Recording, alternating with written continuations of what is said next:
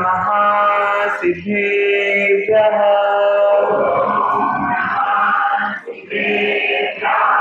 ॐ नमः सिद्धेभ्यः। ॐ नमः सिद्धेभ्यः।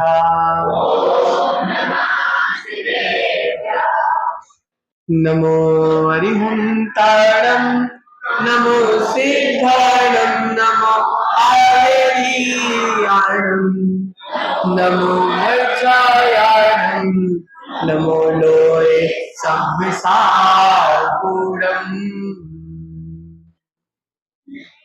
मेरे पवित्र मन में गुरुदेव आओ, मैं शास्त्र वाचन करूं प्रतिभा जगाओ। हरिहंत भाषित सभी श्रुत देवताओ, क्या बोलना अब मुझे तुम ही बताओ। क्या बोलना अब मुझे तुम ही बताओ। क्या बोलना अब मुझे तुम ही बताओ। देवादिदेव प्रथम तीर्थंकर कुंडलपुर के बड़े बाबा की देवादिदेव 1008 श्रेयांश नाथ भगवान की देवादिदेव 1008 शीतल नाथ भगवान की देवादिदेव 1008 24 तीर्थंकर भगवान की आचार्य भगवंत मांगतुंग स्वामी की आचार्य भगवंत गुरुवर विराज सागर जी महाराज की आचार्य भगवंत गुरुवर विशुद्ध सागर जी महाराज की मम दीक्षा गुरुवर आचार्य भगवंत श्री विभव सागर जी महाराज की अहिंसामय विश्व जैन धर्म की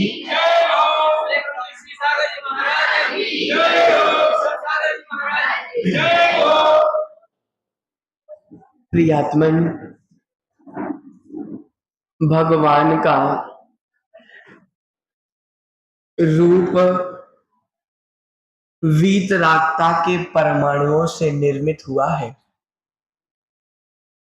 ऐसे अद्वितीय और अनुपम तीर्थंकर की वंदना मांगतुंग स्वामी कर रहे हैं और वंदना करते करते रूप की चर्चा को आगे बढ़ाते बढ़ाते आचार्य भगवंत आज 13वें काव्य में लिख रहे हैं वक्तम क्वते सुर नरो रग नेत्रहारी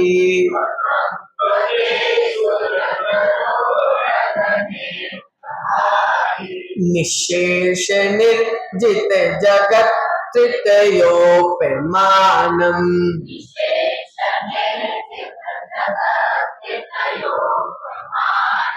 बिंबं कलंके मलिनं क्वनिशाकरस्य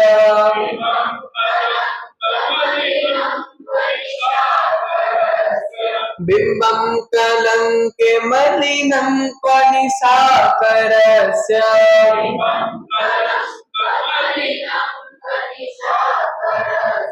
यद्वासरे भवति पाण्डुपलाशकल्पम्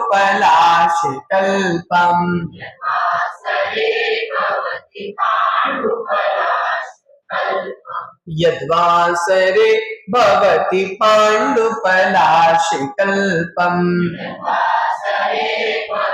पाण्डुपलाशकल्पम्। एक बार उच्चारण करेंगे।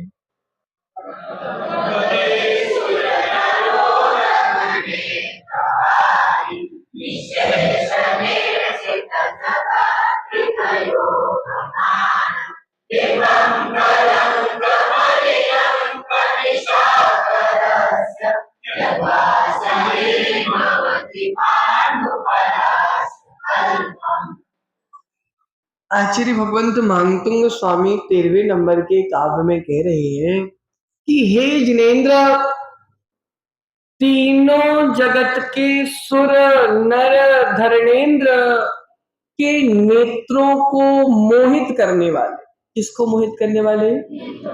देवों के, इंद्रों के, सुर के, नर के, धर्मेंद्र आदि के नेत्रों को मोहित करने वाला आपका सुंदर, अनुपम, निष्कलंक, कांतिवान मुख की तुलना चंद्रमा से भी करना उपयुक्त नहीं। बताओ, मेरा बेटा तो चंदा सा सुंदर है, क्या बोलते हैं अपन, मेरा बेटा चंदा सा सुंदर है, लेकिन मेरा भगवान चंदा से भी सुंदर है। क्या? मेरा भगवान चंदा से भी सुंदर, ऐसा मांगतुंग स्वामी कह रहे। क्यों? क्योंकि चंदा रात को तो कांतिवान हो जाता है और सुबह सुबह पलाश के पत्ते के समान मुरझा जाता है। चंद्रमा रात को कांतिमान हो जाता है और सुबह सुबह पलाश के पत्र के समान मुरझा जाता है। आचार्य भगवंत कह रहे हैं, प्रियात्मन, हे भगवान, चंद्रमा तो रात्रि को कांतिवान हो जाता है, सुबह पलाश के पत्र के समान मुरझा जाता है, लेकिन हे जिनेंद्र भगवान, आपका रूप चंद्रमा के समान नहीं है। चंद्रमा तो एक समय कांतिवान होता है, हे जिनेंद्र भगवान, आप तो सुबह शाम दोपहर हमेशा कांतिवान रहते हैं। आप, जबकि आपका मुख सदा दिन रात हमेशा कांतिमान निष्कलंक बना रहता।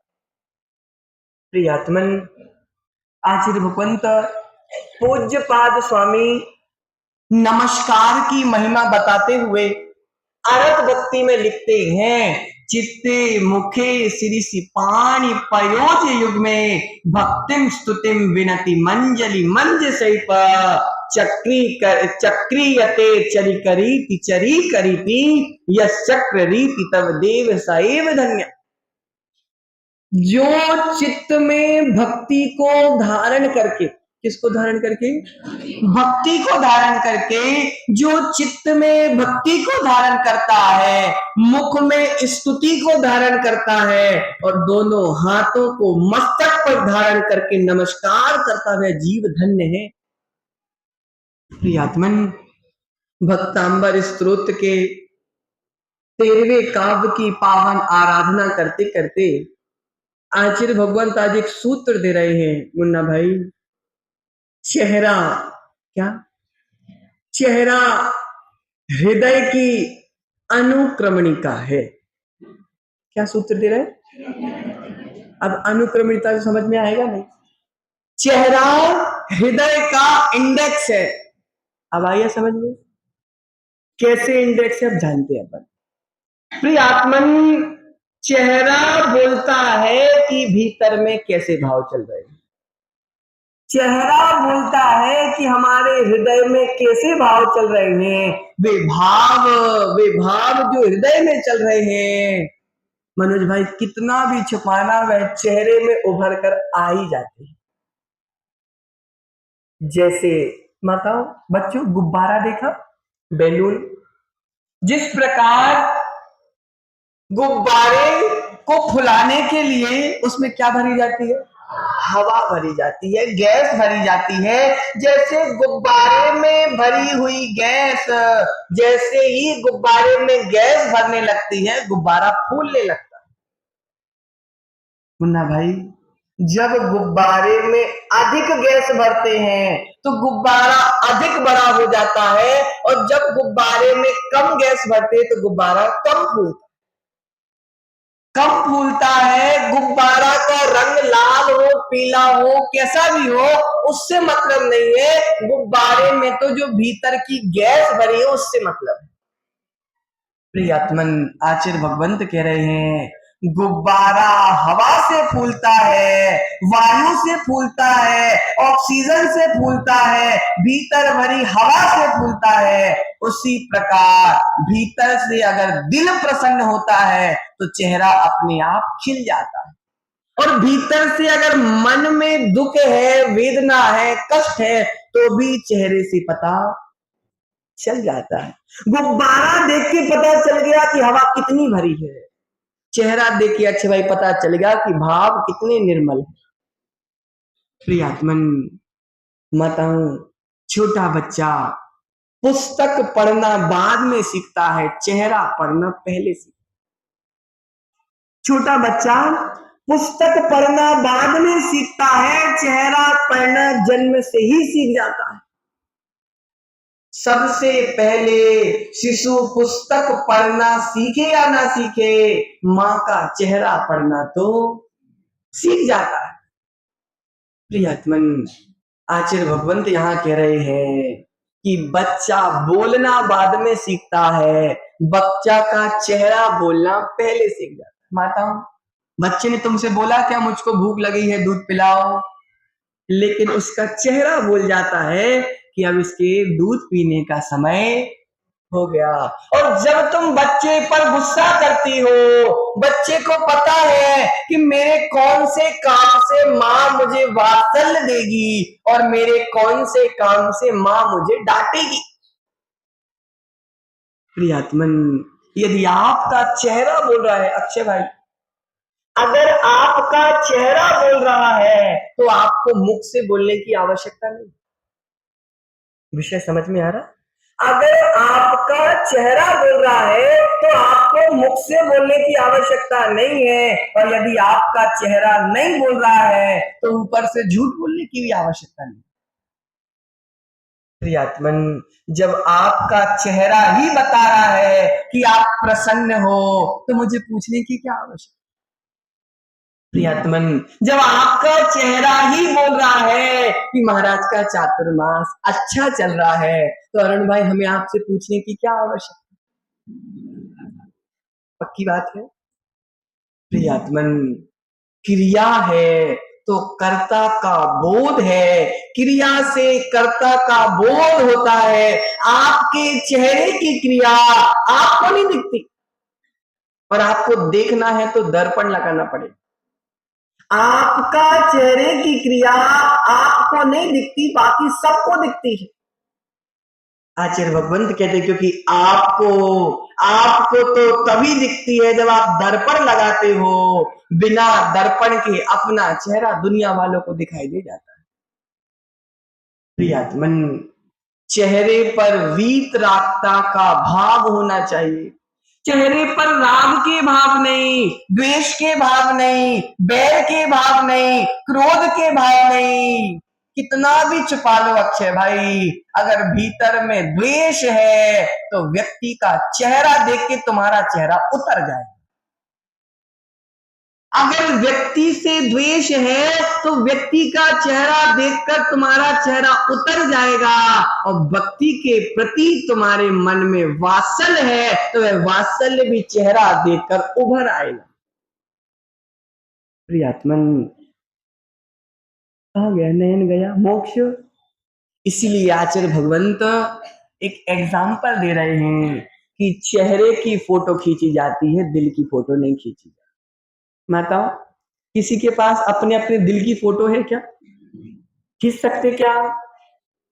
प्रियतमन, चेहरे की फोटो खींची जाती है, दिल की फोटो नहीं खींची जा सकती, क्योंकि दिल में जो है वह चेहरे में अपने आप आ जाता है।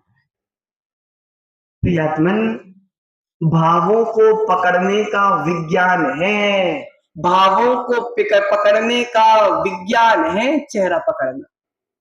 मुन्ना भाई, भावों को पकड़ने का विज्ञान है चेहरे को पकड़ना। एक्सरे ले लो, एक्सरे में हड्डी पसली दिख जाएगी, लेकिन भाव पकड़ में नहीं आने वाले। अजित भाई, एक्सरे में हड्डी पसली दिख जाएगी तुमको, भीतर का दिख जाएगा, लेकिन भाव पकड़ में आने वाले नहीं है। आचार्य भगवंत एक बहुत अच्छी बात बता रहे हैं। इतना सारा डेटा अक्षय भाई, प्रशिष भाई, इतनी सी पेन ड्राइव में आ जाता है। इतना सारा डेटा तुम्हारे इतनी सी पेन ड्राइव में आ जाता है, उसी प्रकार तुम्हारे जीवन भर का इतना सारा डेटा तुम्हारे इतने से मुंह में आ जाता है, इतने से चेहरे में आ जाता है। प्रियात्मन, जैसा व्यक्ति के जैसे जैसे विचार बनते जाते हैं वैसा वैसा चेहरा भी बनता जाता है।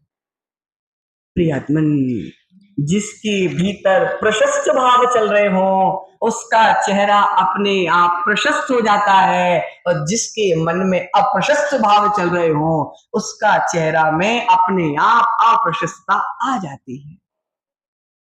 प्रियात्मन, आचार्य भगवंत कह रहे हैं विचार पवित्र होंगे तो चेहरा प्रसन्न चित्त दिखेगा, और विचार अपवित्र होंगे। माताओं, तुम तो चेहरा बना लेती हो, कैसे बना देती हो? हैं? पोत पोत के। अभी पोतने की चर्चा अपन आगे करेंगे। आचार्य भगवंत कह रहे हैं यहाँ पे कि नरक के परिणाम होंगे। भैया माताओं, जब तुम्हारे भीतर देव गति जाने जैसे परिणाम होंगे तो चेहरे पर झलक भी देव गति की आने लगेगी, और नरक जाने के परिणाम होंगे तो चेहरे पर नरक गति के परिणाम आने लगेंगे। प्रियात्मन, ब्रह्मचर्य के पालन करने वाले, ब्रह्मचर्य का पालन करने वाले अक्षय भाई, ब्रह्मचर्य का पालन करने वाले और अब ब्रह्म का सेवन करने वाले दोनों की चेहरों की दशा जाके देख लेना। जैसे खिला हुआ फूल हो और उसमें धूप दिन भर पड़े, पानी ना पड़े तो फूल मुरझा जाता है, उसी प्रकार आचार्य कह रहे हैं भीतर के भाव चेहरे पर आ जाते हैं। पंछी भैया, ब्रह्मचर्य के पालन करने वाले, देखो अब ब्रह्म का सेवन करने वाले का चेहरा मुरझा जाता है, और ब्रह्मचर्य के पालन करने वाले महामुनिराजों का चेहरा सूरज चंद्रमा जैसा चमकता है। भीतर के भाव चेहरे पर आ जाते। प्रियात्मन, पावन परमाणु पावन पर्याय को जन्म देते हैं, अपावन परमाणु अपावन पर्याय को जन्म देते हैं। चेहरा प्रति पल की एक पर्याय है, कुछ बदले ना बदले प्रशिष भाई, कुछ बदले ना बदले, भावों का बदलना और चेहरे का बदलना एक साथ होता है। युगपथ एक साथ, जाओ, भावों का बदलना और चेहरे का बदलना एक साथ होता है। इसलिए आचार्य भगवंत कह रहे माताओं, जब तुम दूध गर्म करती हो तो दूध पीने लायक हो गया कि नहीं हो गया, हाथ डोब कर देखती क्या? क्या देखती? बर्तन का स्पर्श करके देखती हो, कोई हाथ डोब के तो नहीं देखता कि हाथ जलेगा तो गर्म है, हाथ नहीं जलेगा तो ठंडा है। क्यों दादी बोलो? बर्तन को छूकर पता चल जाता है कि दूध का टेम्परेचर क्या है। प्रियात्मन, दूध गर्म है, पानी गर्म है क्या, ठंडा है क्या, ये उसमें हाथ डालने की आवश्यकता नहीं पड़ती, बर्तन के स्पर्श से पता चल जाता है कि दूध अभी पीने लायक है कि नहीं है, या फिर दूध गर्म है कि ठंडा है। उसी प्रकार किसी को ज्यादा जानने की जरूरत नहीं है, चेहरा देखकर पता चल जाता है अच्छे भाई भीतर के परिणाम अभी गर्म है कि ठंडे। आचार्य भगवंत बोलते हैं किसी से कुछ बात करना हो तो पहले उसका चेहरा देखो, मूड क्या है।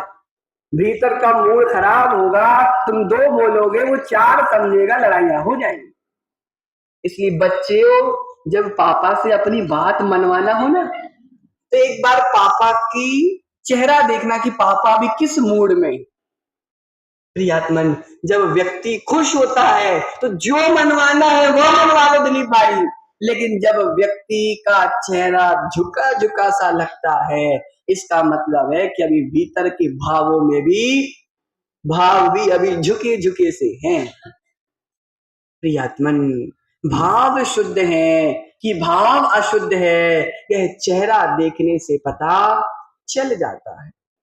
प्रियात्मन, आचार्य भगवंत यहाँ पे कह रहे हैं शिल्पी मूर्ति बनाता है मोक्ष, शिल्पी मूर्ति बनाता है, शिल्पी के भीतर के भाव कैसे चल रहे हैं वह उसकी मूर्ति में झलक के आ जाता है। शिल्पी प्रतिमा बना रहा है, उसके भीतर के क्या भाव है, क्या आकृति है, क्या दिमाग में चल रहा है, कैसे भाव बन रहे हैं, वह उसकी मूर्ति देखने से पता चल जाता है। हमारे भीतर के भाव कैसे बन रहे हैं, हमारे चेहरे को देखने से पता चल जाता है। प्रियात्मन, आचार्य भगवंत कह रहे हैं, महाव्रती महान आत्मा बिना बोले मोक्ष मार्ग का निरूपण कर लेते। मुनि राजों को ये प्रवचन देने की आवश्यकता नहीं, वो तो रहना है तो करना पड़ता है, धर्म की प्रभावना के लिए करना पड़ता है।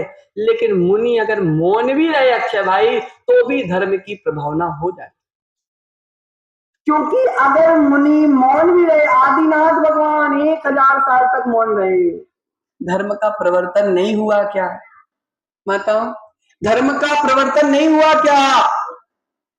महावीर स्वामी 12 वर्ष तक मौन रहे, मनोज भाई धर्म आगे नहीं बढ़ा क्या? बढ़ा। इसलिए आचार्य भगवंत कह रहे हैं, मुख से बोलने की आवश्यकता नहीं है, मुनियों का तो चेहरा देख के मोक्ष मार्ग की प्रभावना अपने आप हो जाती है। वीतरागता के भाव, निष्प्रहता के भाव, उनकी चेहरा, उनकी क्रिया, उनकी चर्या अपने आप मोक्ष मार्ग की प्रभावना कर लेती है। प्रियतमन, आचार्य भगवंत कह रहे हैं कि यूं ही नहीं पढ़ा करता, यूं ही नहीं पढ़ा करते हैं हम किताबों के बरक, हम तो वो पढ़ा करते हैं जो चेहरे पर लिखा होता है। पूज्य आचार्य भगवंत गुरुवर विभव सागर महाराज 2009 में दमोह में नन्हे मंदिर में आचार्य भगवंत गुरुवर विद्यासागर जी की दर्शनार्थ गए थे। आचार्य जी ने दमोह में आचार्य विद्यासागर जी की आगवानी करी थी 2009 में। तो पूज्य आचार्य श्री 2-3 दिन साथ में रहे, तो हमारे आचार्य श्री ने आचार्य श्री से बोला कि आचार्य श्री हम कमरे में आ जाए। तो आचार्य श्री ने बोला मुनियों के लिए किसने निषेध किया? आचार्य श्री कमरे में गए, बैठ गए। तो आचार्य श्री ने बोला बताइए विभव सागर जी, कोई शंका है क्या, कुछ पूछना है क्या? तो आचार्य श्री ने बोला कि आचार्य श्री पूछना तो है, जो भी पूछूंगा वो कल पूछूंगा, आज तो 1 घंटा मुझे आपको देखना बस है। क्या बोला आचार्य श्री ने कि आचार्य श्री आज तो मुझे 1 घंटे 1.5 घंटे जब तक का समय आप दोगे, जब तक मुझे आपको निहारना बस है। लगभग आचार्य श्री 1.25 घंटे तक कमरे में बैठकर केवल आचार्य श्री को निहारते रहे, और निहारने के बाद आचार्य श्री ने बोला क्या मिला? तो आचार्य श्री ने बोला आचार्य भगवंत वीतरागता के अलावा और कुछ भी नहीं मिला, समता के अलावा और कुछ भी नहीं मिला, शालीनता के अलावा कुछ भी नहीं मिला। जब आपको देखने से मुझे इतना कुछ मिल गया, जब मैं आपकी वाणी सुनूंगा तो मेरा चित्त भी धन्य धन्य हो जाए। आत्मन, व्यापारी कौन कौन है यहाँ पे? सभी व्यापारी हैं, नौकर यहाँ पे कोई नहीं है, सारे सेठ हैं। किराने की दुकान किसकी है? अच्छा भाई, किराने की दुकान है, कौन सा ग्राहक हमसे नगदी लेने आया है, कौन सा ग्राहक हमसे उधारी लेने आया है, चेहरा देख के पता चल जाता है। कौन सा ग्राहक नगदी लेने आया है, कौन सा ग्राहक उधारी लेने आया है, चेहरा देखकर पता चल जाता है। मनोज भाई, ग्राहक ने अभी मुख से बोला नहीं कि मुझे नगदी दे दो कि उधारी दे दो, लेकिन भीतर के भाव चेहरे पर आ जाते हैं। दूर से भी आता दिख जाए तो मन में क्या आता, ये लो फिर से आ गया। आता कि नहीं आता? कैसे? चेहरा देख के। प्रियात्मन, आचार्य भगवंत यही कह रहे हैं, भावों का कोश चेहरा है। क्या है मोक्ष? भावों का कोश चेहरा है। पाउडर के पोतने से भाव नहीं बदलते माता, ध्यान से समझना। पाउडर के पोतने से भाव नहीं बदलते। भाव तो तुम्हारे चेहरे में कुछ भी पोत लो, चूना भी पोत लोगी ना, तो भी तुम्हारे भाव चेहरों से समझ में आ जाए। प्रियात्मन, आचार्य भगवंत कह रहे हैं पाउडर और क्रीम धोखा है, पाउडर और क्रीम धोखा है, छलावा है, कपट है, मायाचारी है। माताओं, क्रीम के पीछे पावन पर्याय बर्बाद मत करो। एक बार क्रीम छोड़कर ह्रीम का ध्यान करोगे तो कल्याण। आपके चेहरे के भाव जब तुम्हारे भीतर से क्रीम छूट जाएगी, ह्रीम चलने लगेगा, तो तुम्हारा चेहरा भी ह्रीम अर्थात पंच परमेष्टि जैसा चमकने लगेगा। प्रियात्मन, आचार्य भगवंत कह रहे हैं ह्रीम के जब भाव आएंगे, ह्रीम के जब भाव आएंगे तो क्रीम लगाने की भी जरूरत नहीं पड़ेगी। ह्रीम के जब भाव आएंगे तो क्रीम लगाने की भी जरूरत नहीं पड़ेगी। जो ह्रीम का ध्यान लगाते हैं, जो ह्रीम का ध्यान लगाते हैं, उनके भावों में पंच परमेष्टि आ जाते हैं। आचार्य भगवंत समंत्र भद्र स्वामी क्या कह रहे? भक्ति सुंदर रूपम, जो एक बार प्रभु की भक्ति करता है, जो प्रभु की भक्ति में चित्त लगाता है, उसको सुंदर रूप की प्राप्ति अपने आप हो जाती है। प्रियात्मन, सुंदर रूप की प्राप्ति कैसे होती है? तो आचार्य भगवंत समंत्र भद्र स्वामी कहते हैं भक्ति करने से सुंदर रूप मिलता है। माताओं, एक प्रश्न का उत्तर देना। श्रीपाल ने कौन सी क्रीम लगाई थी? बताओ। मैना सुंदरी के पति ने, श्रीपाल ने कौन सी क्रीम लगाई थी तो वह कामदेव जैसा सुंदर हो गया? ओहो, उसने कोई तुम्हारी कौन कौन सी निविया और कौन कौन सी पॉन्ड्स, ओहो, ना श्रीपाल ने निविया की क्रीम लगाई थी, ना श्रीपाल ने फेयर एंड लवली लगाई थी, ना श्रीपाल ने कोई क्रीम लगाई थी। श्रीपाल ने तो सिद्धों की क्रीम लगाई थी, तो कामदेव जैसा सुंदर रूप प्राप्त हो गया। बंधु प्रियात्मन, समझो, जो स्वभाव से रहे असुंदर, क्या कह रहे आचार्य जी? पूज्य आचार्य भगवंत ने एक ही भाव स्तोत्र का पद्यानुवाद किया है। उसमें आचार्य जी ने लिखा, जो स्वभाव से रहे असुंदर, रखते तन पर भूषण है। क्या बोला? जो स्वभाव से रहे असुंदर, रखते तन पर भूषण है। बैरी मुझको जीत न लेवे, रखते शस्त्र प्रदूषण है। बैरी मुझको जीत न लेवे, रखते शस्त्र प्रदूषण है। लगते हो सर्वांग मनोहर, भगवान के लिए लिख रहे, लगते हो सर्वांग मनोहर, हो अजेय शक्ति वाले। अस्त्र शस्त्र वस्त्राभूषण भी वीतरागी ने तज डाले। जिसको डर है कि मुझको दुश्मन जीत ना ले, वे रखते हैं तलवार। और जिसको अपन के ऊपर भरोसा नहीं है कि मैं सुंदर हूं, वे लगाते हैं क्या?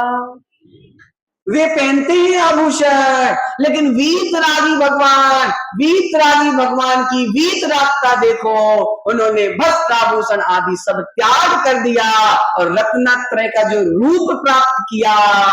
अरुण भाई, चाहिए है ना सुंदर रूप?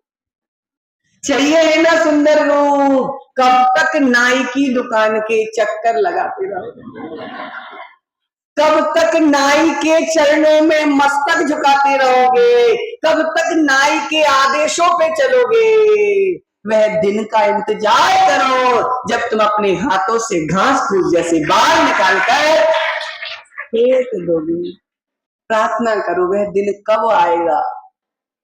बच्चे की शादी 2 महीने बाद हो तो मम्मी की तैयारी पहले चालू हो जाती है, जल्दी से वह दिन कब आएगा, जल्दी से वह दिन कब आएगा। आचार्य भगवंत कह रहे हैं एक बार अन्ना आंटी चिंतन करके देखो, एक बार चिंतन करके देखो वह दिन कब आएगा जब मैं सफेद साटिका पहनकर पिच्छी का मंडल लेकर हे माता जी वंदनामि सुनूंगी। प्रियात्मन वीतराग देव ने अलंकार आभूषण अंबर आडंबर सब कुछ छोड़ दिया। जब तक भीतर से नहीं छूटता, जब तक बाहर से छोड़ने की भावना नहीं होती, जब तक भीतर से नहीं छूटता, जब तक बाहर से छोड़ने की भावना नहीं होती। मुन्ना भाई ये मोक्ष मार्ग, ये मोक्ष मार्ग मजबूरी का मार्ग नहीं। नैन भाई ये मोक्ष मार्ग मजबूरी का मार्ग नहीं है कि घर में खाने नहीं हो तो मैं महाराज बन जाऊं, घर में लड़ाई हो गई तो मैं महाराज बन जाऊं। प्रशिष भाई ये मोक्ष मार्ग, ये मोक्ष मार्ग खुश भाई मजबूरी का मार्ग नहीं है। क्या कमी है भैया तुम्हारे घर में, बताओ ना क्या कमी है। कोई कमी हो तो ये कमेटी वाले पूरे कर दें।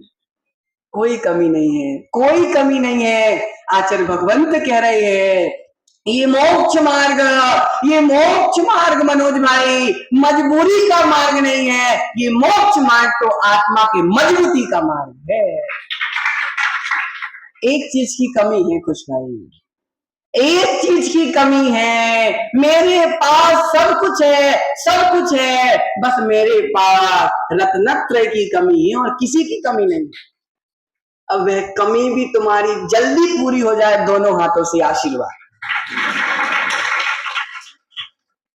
तनिष भाई क्या कमी है भैया, बस एक चीज की कमी है, क्या, रत्नत्रय। और रत्नत्रय की कमी ही दुनिया की सबसे बड़ी कमी है। करोड़ों के पैसे एक तरफ, लाखों की प्रॉपर्टी एक तरफ, कितने भी बड़े आदमी बन जाना, इंद्रजीत कितने भी बड़े आदमी बन जाना, लेकिन रहोगे अभागे के अभागे जब तक तुम्हारे जीवन में सम्यक दर्शन ज्ञान चारित्र नहीं आता। प्रियात्मन पैसों की अमीरी हमने बहुत भोग ली अक्षय भाई, पैसों की अमीरी हमने बहुत भोग ली, भोगों की अमीरी हमने बहुत भोग ली। एक बार आत्मा की अमीरी सम्यक दर्शन ज्ञान चारित्र को अपना कर देखो। अक्षय भाई तुम एक बार दीक्षा ले लो, मैं विश्वास से बोलता हूं कि तुमको इतना आनंद आएगा कि अनंत भी भूल जाओगे और अनंत की मम्मी भी भूल जाओगे। प्रियात्मन आचार्य भगवंत कह रहे हैं गले में हार डला है माताओं, आचार्य भगवंत कह रहे हैं गले में हार डला है प्रकाश भाई, गले में हार डला है, सबसे बड़ी हार है, गले में हार है, सबसे बड़ी हार है, गले में आभूषण है, पक्का पक्का आडंबर है, लेकिन जिस दिन तुम दिगंबर रूप को धारण कर लोगे उस दिन दुनिया की सबसे सुंदर तुम बन जाओ। प्रियात्मन चेहरा बोलता है, चेहरा बोलता है, सच में ध्यान देने का मौका है। चेहरा बोलता है तू कितने भी नए नए वस्त्र पहन लेना, दिवाली में नए कपड़े, रक्षाबंधन में नए कपड़े, तूने बाहर के कपड़े तो खूब बदले लेकिन भीतर के तो वही पुराने कषायों के कपड़े तू पहना हुआ है। तूने बाहर के कपड़े खूब बदले, भीतर के कपड़े नहीं बदले, भीतर की कपट को नहीं बदला, भीतर के राग द्वेष को नहीं बदला। मनोज भाई कितनी भी सुंदर से सुंदर शेरवानी पहन लेना, लेकिन भीतर के भाव कपड़ों में नहीं चेहरों पर नजर आते। आचार्य भगवंत कह रहे हैं जब तक अरुण भाई मन में कालिमा नहीं होती, जब तक आंखों में लालिमा नहीं होती। अक्षय भाई जब तक मन में कालिमा नहीं होती, जब तक आंखों में लालिमा नहीं होती। आंखें लाल बाद में होती है, मन काला पहले होता है। बताओ, आंखें लाल बाद में होती है, मन काला पहले होता है। इसलिए चेहरे के पीछे बहुत समय निकाल दिया। एक बार अपने मन को, एक बार अपने मन को संभाल कर देखो, चेहरा तो तुम्हारा अपने आप हूर परी जैसा सुंदर हो जाएगा। नहीं तो जितने नाटक कर रहे हैं पोत पोत के, ये सब आडंबर तुम्हारी बर्बादी के कारण है। भीतर के भावों को सुधारो। मैं भी देखता हूं कि तुम्हारा चेहरा भी सुंदर कैसे नहीं होता। आचार्य भगवंत 13वें काव्य में यही कह रहे हैं कि हे दिनेंद्र भगवान, आपका मुख इतना सुंदर है, इतना अनुपम है, निष्कलंक चेहरा है, कांतिवान चेहरा है। आपके जितने निष्कलंक भाव है, वही निष्कलंक भाव आपके चेहरे से हमको पता चल रहा है। और वही चेहरा किसके किसके मन को, इंद्रों के मन को, सुर के मन को, नर के मन को, धर्मेंद्र आदि स्वर्गों के देवों के भी मन को मोहित कर रहा है। आपका चेहरा चंद्रमा के समान सुंदर नहीं है। आपका चेहरा तो इतना सुंदर है, इतना सुंदर है कि वह अनुपम है, किसी से तुलना नहीं की जा सकती।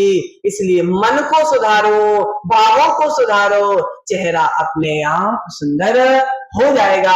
इसी मंगल भावना के साथ परम पूज्य आचार्य भगवंत मांगतुंग स्वामी की, परम पूज्य आचार्य भगवंत गुरुवर विभव सागर जी महाराज की। आज का पहला प्रश्न, आज के पुरस्कार के उपन्यासक हैं श्री श्रीमान भोला जयंतिला जी मंगलला जी परिवार के तरफ से पुरस्कार दिए जा रहे हैं। उनके परिवार के सदस्य यहाँ पर उपस्थित हो तो कृपया आगे आ जाओ और अपने हाथों से पुरस्कार